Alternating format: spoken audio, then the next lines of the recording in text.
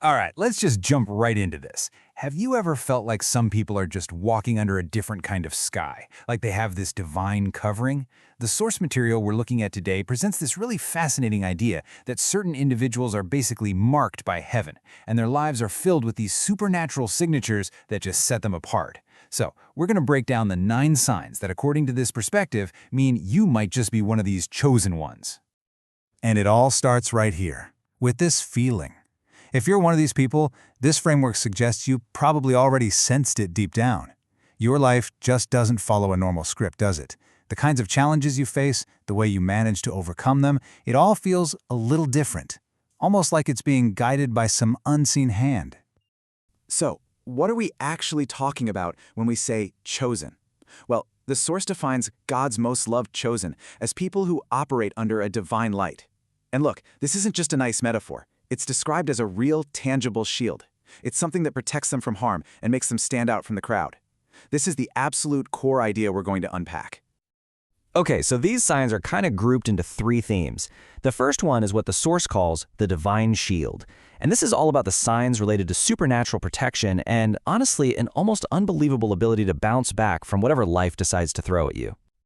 So specifically, we're going to look at 3 key signs here. This pattern of divine protection, the really strange way that enemies' traps always seem to backfire, and this powerful, unstoppable resilience. The key word here is patterns. According to this worldview, this isn't about a one-time lucky break. No, this is about a consistent history of narrowly avoiding disaster. You know, the car accident that misses you by an inch, the weird illness that just never seems to take hold, or that dangerous situation you just walk away from without a scratch. These aren't seen as coincidences. They're viewed as deliberate, supernatural interventions. And this belief, it's deeply, deeply rooted in Scripture. The source points to passages just like this one from Psalm 91 to give the whole idea a foundation. It suggests that there are invisible guardians, or angels, literally assigned to shield you from dangers you can see and the ones you can't.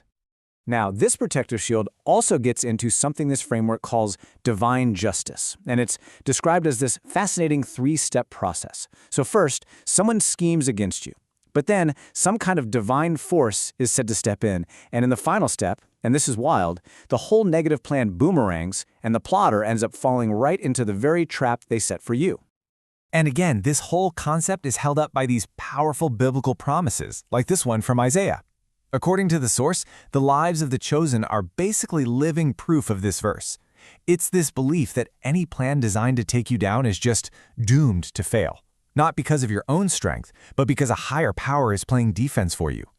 But this divine shield isn't just about avoiding bad stuff. It's also about what happens when challenges do break through. The belief here is that for the chosen, trials don't destroy them, they refine them. Every failure brings a little more wisdom. Every loss brings a new perspective. It's this idea that no matter how many times you get knocked down, you always rise again, even stronger than before. And that brings us to our second section, an unseen authority. Here, we're shifting gears a bit from protection to influence. This part explores the social and spiritual power that the source claims these individuals just naturally carry, a lot of the time without even knowing it. Under this theme, we're going to look at 2 really specific signs. The way your presence is said to just command respect without you even trying, and how your very existence seems to spark these intense and often totally opposite reactions from other people. So the first sign of this authority is the idea that you can walk into a room and, without saying a single thing, the entire energy just shifts. It's not about being the loudest person or demanding attention. The source describes it as a quiet, natural authority, a kind of spiritual weight that people can feel, even if they have no idea how to explain it.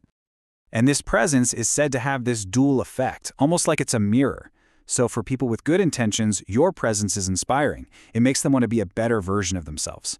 But for those who are harboring jealousy or negativity, your light supposedly exposes their darkness, making them feel super uncomfortable or maybe even hostile. And this is offered as the reason why some people might dislike you for, no reason at all. This quote from the source really just nails the whole idea of this section. It's about influencing the world not through what you do or what you say, but just by who you are. Your very being becomes its own powerful statement. Okay, now for our third and final part, supernatural gifts and blessings. This theme covers all the special abilities and divine favor that are believed to be just handed to the chosen, setting them apart in some pretty remarkable ways. In this last section, we're going to explore 4 distinct signs: the presence of a healing energy, a pattern of really unusual breakthroughs, this gift of prophetic insight, and the incredible tendency for blessings to just multiply all around you. First up is this idea of healing energy. The framework suggests that chosen individuals are kind of like walking sanctuaries. People just feel calmer and more hopeful when they're around them. Their words, even in just a casual chat, can bring this profound comfort, and their presence can bring a sense of peace to a totally chaotic situation. It's a gift that flows through them, not from them. Next up, we have the sign of unusual breakthroughs. This is where something that takes other people a decade of grinding and struggling just happens for you, seemingly out of nowhere. Doors that are locked tight for everyone else just seem to swing wide open for you. This perspective doesn't call it luck, but divine favor, just arranging circumstances and completely overriding earthly limits.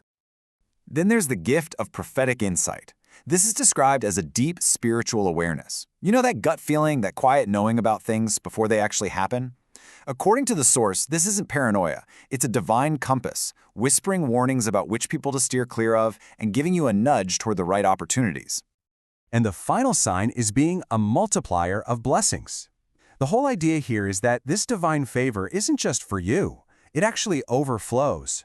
So when you're connected to people, their lives start to get better. When you join a project, it just flourishes, even against all odds. You basically become a channel through which blessings are poured out into the world. So, we've walked through all 9 signs. What does it all really add up to? Let's take a second to look at the core belief that holds this entire framework together and gives it all its meaning. At the end of the day, this belief system offers a really powerful narrative for your life. It takes a life that feels not ordinary and transforms it into one with profound purpose.